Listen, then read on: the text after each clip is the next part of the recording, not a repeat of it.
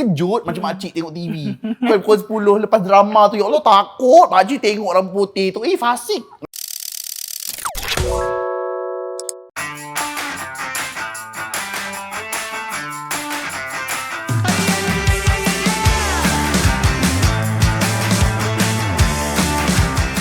Hai, Assalamualaikum. Kembali lagi dalam Zaidi Bora Apo. Okay guys, untuk video kali ini sempena dengan bulan Ramadan Al-Mubarak. Saya ucapkan selamat menyambut bulan Ramadan kepada semua. Puasa ke tak puasa tu, tapi tak apa, sekarang tengah malam kan.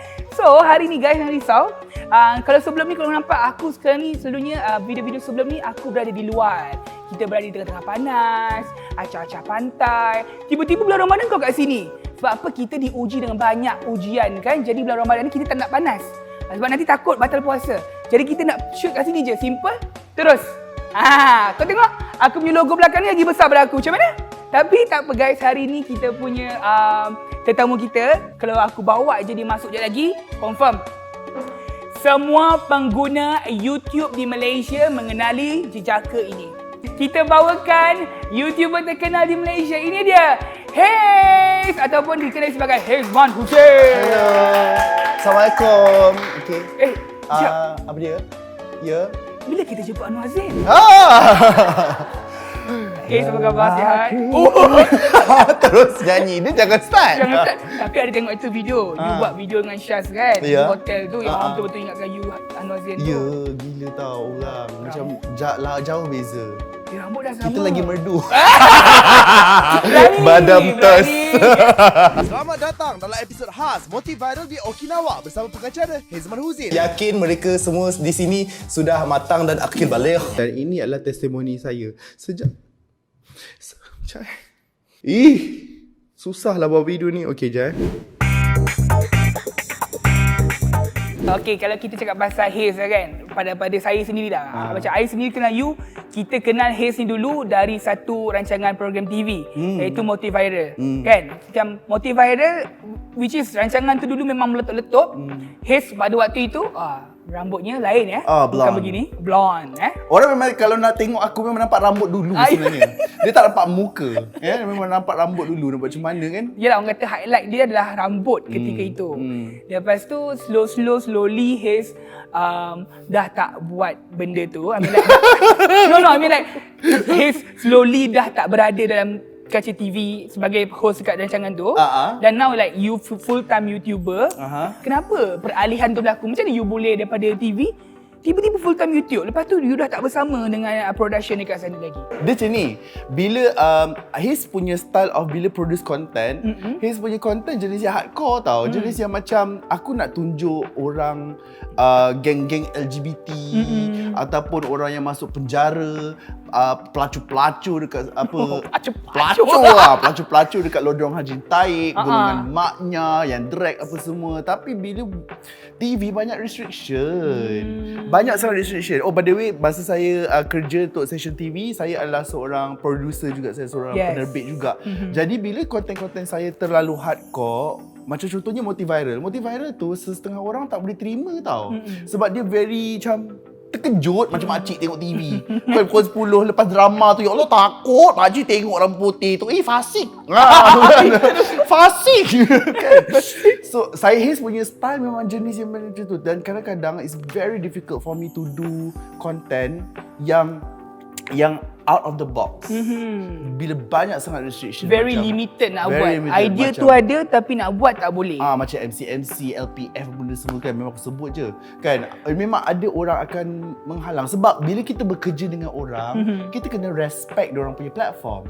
Kan? Betul? Tapi kalau kita ada platform kita sendiri, kita respect kita our own creativity, our own limitation. Tapi macam mana Hez boleh berani tiba-tiba tinggalkan benda tu dan aku buat YouTube full time? Macam mana benda tu? Macam apa yang Hez, apa punca dia yang Hez rasa macam okey lah, tak perlulah kat sini lagi dah, aku nak keluar, aku buat full time YouTube. By the way, Hez masih lagi hosting, cuma freelance tak full time. Bezanya adalah bila Hez buat full time, okey banyaklah benda yang berlaku pada waktu itu as kebanyakan orang tahu dan berita pun viral juga pasal Hez punya keluar daripada Motiviral tu adalah sebab Hez dalam proses penghijrahan. Bila Hez dalam proses penghijrahan, banyak sangat benda yang aku kena Okay, for example, aku nak tahu nak kena belajar balik agama, nak kena belajar balik cara nak semayang. Sebab aku lama sangat tak semayang sampai lupa. You all jangan tahu Zaidi.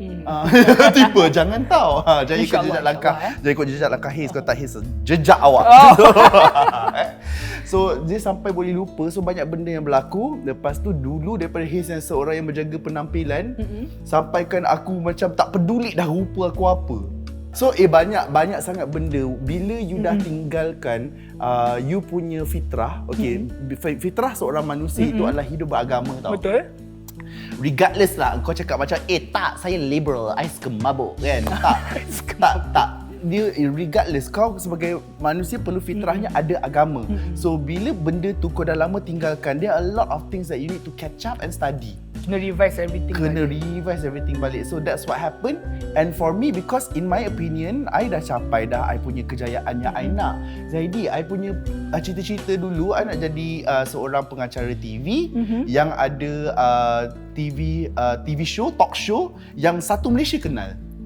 Itu je aku nak. And bila you dah dapat at the age of such a young age, yang lah. Dia tak reveal lagi umur tadi Saya lahir pada tahun 88. Diam ah. Marah kat penonton kan. So tahun ni saya 34 tahun, saya dah achieve apa yang saya dah achieve dalam masa before at the age of 30. So lepas tu kau dah macam apa lagi sebab setengah orang memang dia sampai ke sudah tak dapat cita-cita dia. Macam Haze, apa yang Haze nak, Haze dapat. So masa tu orang lain dia akan rasa macam mana tau Zaidi? Dia akan rasa macam waktu dia sakit, aku kena COVID, waktu tu lah rasa macam nak taubat. Tapi Haze punya lain. Waktu tengah orang kata naik, tengah diberi macam-macam. Awal-awal kemunculan Haze kat YouTube. Saya boleh katakan saya pun tengok juga antaranya konten-konten Haze ni banyak lebih kepada yang berkaitan dengan penghijrahan ni lah. Betul. Baru start tu baru you start macam uncle sister. Betul. Baru you buat macam vlog ke sana sini. Betul. Tapi permulaan you buat YouTube tu adalah menceritakan macam mana you nak orang kata berubah ketika itu. Tapi perubahan tu apa titik tolak, titik permulaan yang you rasa macam aku kena berubah? Memang sebenarnya waktu Haze nak mula-mula dulu memang Haze dah janji kat diri sendiri. Aku dah kena start dah ni, aku dah kena start solat, aku dah kena start balik beramal, aku dah kena start mengenal agama aku dan Tuhan aku. Cuma perkara itu ditangguh-tangguh sampailah ada satu kejadian yang mana Haze kerja sampai stres sangat sampai Haze sakit. Tadi Haze cakap tak adalah sebab aku sakit apa semua. Tidak. Sebab Haze punya kesedaran tu bermula daripada aku dah dapat semua yang aku nak. So aku rasa aku dah patut rasa start bersyukur dah ni. Kan? Lepas tu bila dah patut rasa start bersyukur ni, aku tak bersyukur-syukur juga. So Allah cakap macam Allah bagi saya ujian daripada segi dan juga bentuk yang ujiannya macam ni. Okay, nah sakit kejap. Ni masa kau kena quarantine 7 hari. Kau nak buat apa dengan 7 hari tu? So time tu Haze kena ni, apa nama dia, shingles. Shingles tu adalah kayap. Siapa cakap aku tak mandi, aku pukul kau sagi. Kayap tu bukan punca sebab tak mandi Kayap tu adalah basically kau dulu pernah kena chickenpox? Chickenpox, yes. Dalam badan akan dormant tau virus tu. So bila badan kita lemah daripada segi imun dan benda semua, benda tu akan keluar balik. Apa yang menyebabkan saya lemah? Waktu tu saya pergi gym. Dengan habis pergi gym buat job satu hari sampai 3 tau. Sampai 3 job aku dari pagi, petang, malam. Lepas tu sambung edit untuk TV show benda semua, memang tak berehat. So apa yang berlaku kat situ, Allah bagi aku rehat 7 hari, aku nak buat apa? So I told myself, aku dah janjikan diri sendiri kan. So satu hari Haze pergi hotel, quarantine kat hotel. Pasal go the horses, tetap ya, tak nak kalah ya. Walau kono nak bertaubat, tetap tak kabur. Kan? Lepas tu tengok kat situ kan macam ada sejadah warna biru. Aku ingat lagi. Ada sejadah warna biru dalam dia punya ni apa semua. Aku ambil bentang. Kiblat betul kot time tu. Kiblat betul. Lepas tu Haze angkat phone sebab nak baca apa yang kan dalam rukun solat kan ada bacaan apa semua. Memang aku lupa semua. So Haze buat sambil Haze baca. So habis 7 hari tu Haze quarantine tu, Haze dapatlah hafal semua cara-cara nak semayang apa semua. Time tu Haze rambut putih lagi. Tapi Haze merupakan graduan UIA. Betul. Kalau Betul. kalau tak, maaf kalau salah cakap salah pertanyaan ni. Tak boleh. I'm offended. Haze rasa perubahan Haze tu, okay, Haze, saya tengok video Haze, Ya. Haze selalu cakap, aku yang dulu zaman jahiliah dulu, Haze selalu sebut tu. So pada Haze ni, waktu zaman jahiliah tu pada waktu bila? Pada waktu Haze dah bergelar seorang student di UIA atau selepas tu? Selagi mana kita tak kenal Tuhan kita mahu, Allah itu mahukan apa sebenarnya daripada kita, sebelum tu dah jahiliah dah. Kalau kita sekadar hidup ni belajar untuk beramal pun daripada manusia tanpa perlu tahu, tanpa tahu pun Allah itu mahu betul-betul apa daripada kita, sebelum tu pun jahiliah. Itu je sebenarnya. So dulu, this is my second time tau sebenarnya berhijrah. My first time adalah waktu universiti. Waktu universiti je sebab kat UIA kan, dikelilingi oleh orang-orang yang baik apa semua, macam bagus ada orang ni. Cuma pada waktu itu bila seseorang itu berbuat dan beramal dalam keadaan yang tidak faham, kenapa kau perlu beragama, kan? Kenapa kau perlu beragama, dan benda tu tak istiqomah, so salah. So at the end of the day, macam memanglah the first year, the second year tu aku pun still macam apa yang aku nak kena buat ni sebenarnya, aku macam tak tahu apa semua. But after you have figured these things out, macam Haze yang sekarang ni masih lagi Haze yang sama. Bezanya aku punya hidup ni berjurus. Itu je. Okay Haze, macam kita tengok kan dekat YouTube Haze, konten-konten yang Haze keluarkan, macam penghijrahan tu, dan sedikit demi sedikit Haze cerita apa Haze pernah buat dulu. Contohnya Haze pernah, orang kata, menggunakan botox. Dulunya macam Haze kat sini bukan botox je, fillers, apa benda lagi, banyaklah aku buat. Lepas tu Haze berceritakan macam mana Haze dulu yang berapa lama tak sembahyang kan, dan semua tu. Tapi ada tak pendapat mengatakan, kenapa nak cerita pasal you punya aib dulu-dulu masuk kat YouTube? Ada tak komen-komen begitu dan pandangan macam tu terhadap you? Ada. Tapi aku lebih tahu apa efek dia daripada orang yang komen tu. Orang yang komen tu biasalah netizen kan. Memang ada je benda aku nak lontarkan. Tapi pada masa yang sama, aku tahu je apa efek dia. Kalau aku share benda tu. Efek dia adalah people will see that video and they will be inspired. Sebab aku dapat banyak komen yang ramai orang cakap macam, Haze, terima kasih sebab ceritakan benda ni, sebab aku tak rasa seorang-seorang. Kau rasa Malaysia ni yang jahiliah aku seorang je ke? Aku seorang. Ramai tau. But hakikatnya tak ramai orang macam nak kongsikan proses tu. Tetapi in the transition tu macam mana? Yang before, during, after, nobody share. Dan yang bagus ni, kalau macam bila Haze dah kongsi benda tu untuk orang yang ada keinginan nak buat kan, lepas dengar cerita you apa semua, mungkin dia dah macam dia dah try stop dia punya keinginan kan. Itu antara orang kata impact yang Haze boleh bagi juga. Not just that, you know, some people took the extent sampai yang macam nak belajar agama tu betul-betul. You know, as opposed to macam buat baik je. I mean, semua agama pun menyuruhkan kita buat baik. Orang yang atheist, orang yang tak ada agama pun akan cakap macam mereka perlu buat baik. Mereka hanya perlu buat baik. Mereka hanya perlu berbuat baik. Cumanya berbuat baik kepada siapa? Kita, orang yang cakap ni in general. I'm not just talking about Muslims or you know, Christians, apa semua termasuk. All religion mahukan kita untuk berbuat baik. Okay? Tetapi jika tidak beragama, bezanya adalah tidak berbuat baik pada diri sendiri. Itu je beza dia. So, selagi mana kita tak belajar hidup ni mengikut fitrah, hidup ni tidak bersyukur, hidup ini tidak berbuat apa yang disuruh buat, kamu tidak akan menzalimi orang lain. You hanya menzalimi diri you. Sebab kita akan sentiasa diberi ujian, Zaidi. Okay? Cara orang yang beriman menerima ujian and proses that ujian berbeza dengan orang yang tak ada agama tau. Dalam surah 29 ayat 2, bukankah Allah itu cakap, bagaimana kamu bercakap kamu itu beriman sedangkan kamu belum diuji? Faham kan? Faham. So, jika you kata you beriman tetapi you belum diuji, macam mana you buktikan you beriman? Semua orang pasti akan diuji. Cuma bila ujian tu datang, the way that you handle it, orang beriman lain, orang tak ada agama lain. Tapi ujian tu pun Tuhan tak akan uji seseorang hamba tu melebihi daripada keupayaan dia sendiri, betul? Itu surah 2, 286. Allah tidak akan menguji kamu di luar daripada Di luar kemampuan kamu. kita sendiri, betul. Haze, kita tanyalah pasal yang botox tadi tu kan. Oh, Menarik tu Waktu tu apa yang Haze fikir? Waktu tu macam kenapa Haze nak buat benda tu? yang tu Haze memang vain. Aku memang vain daripada dulu. Vain maksudnya memang aku mengutamakan luaran. Personality, appearance. Luaran. Sebab itu aku rasa sebab tu Zaidi aku buat rambut putih sebab aku rasa rambut putih tu cantik. Itu yang paling cantik lah. Cantik ni. Wah, macam tu kan. Lepas tu dengan jawline tajam. Oi. Pada filler tu. Oh, kan.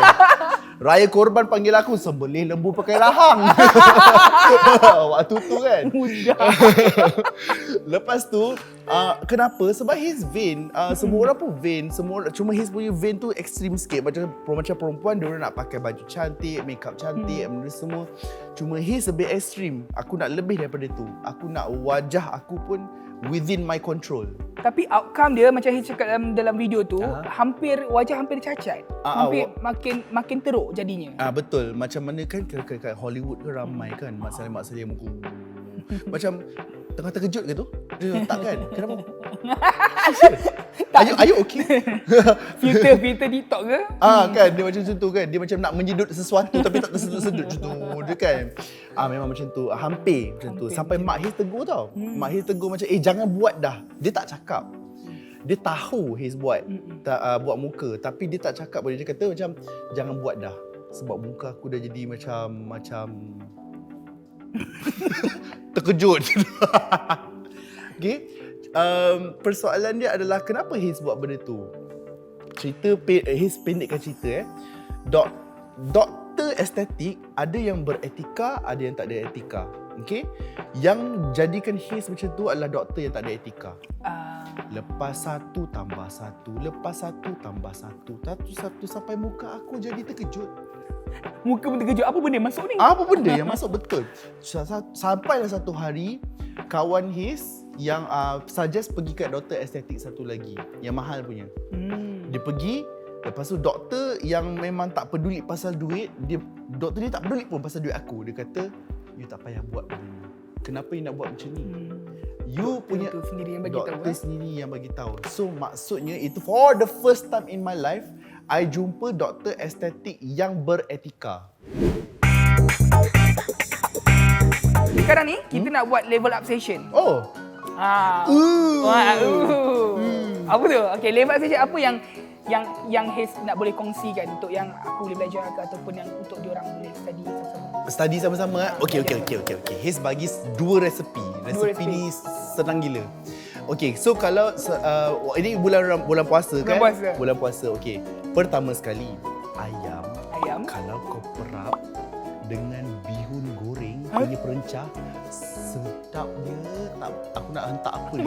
Tak apa tu untuk muka aku. Sedap ni. Bihun goreng punya perencah. Sedap. Jap, selalu tu aku masak, aku jarang guna perencah. Tapi ni perencah yang mana? Yang macam nasi goreng tu? Perencah bihun tu, yang tu kau perap ayam tu, semalaman kau benda semua, lepas tu kau air fryer ke goreng biasa ke apa-apa. Sedap. Terus. Telio. Kena sendawa. Aku nak sendawa sebenarnya. Puasa tak puasa? Puasa tak puasa? Ada tak bau ni? Bau sate. Lepas tu kalau korang macam tiba-tiba nak buat kek ke apa benda semua, aiskrim, lepas tu korang ada lebihan aiskrim, gunakan nisbah. Satu tub nisbah. Apa nisbah tu? Aku fikir apa nisbah tu? Nisbah, ratio. Okey, ni nak buat kek aiskrim, very simple. Ini satu tub aiskrim, cairkan dia, lepas tu letak satu tepung, separuh daripada tub tu tepung naik sendiri. Letak dalam air fryer, jadi kek. Wah, ini tak percaya resipi. Aku tipu dapat apa? Kau cakap aku tipu dapat apa? Dapat dosa. Fasih. Yang penting flip rambut. Sedap. Tak pernah try. Untuk maknanya resepi ni memang untuk mereka yang malas. Bukan malas. Trigger.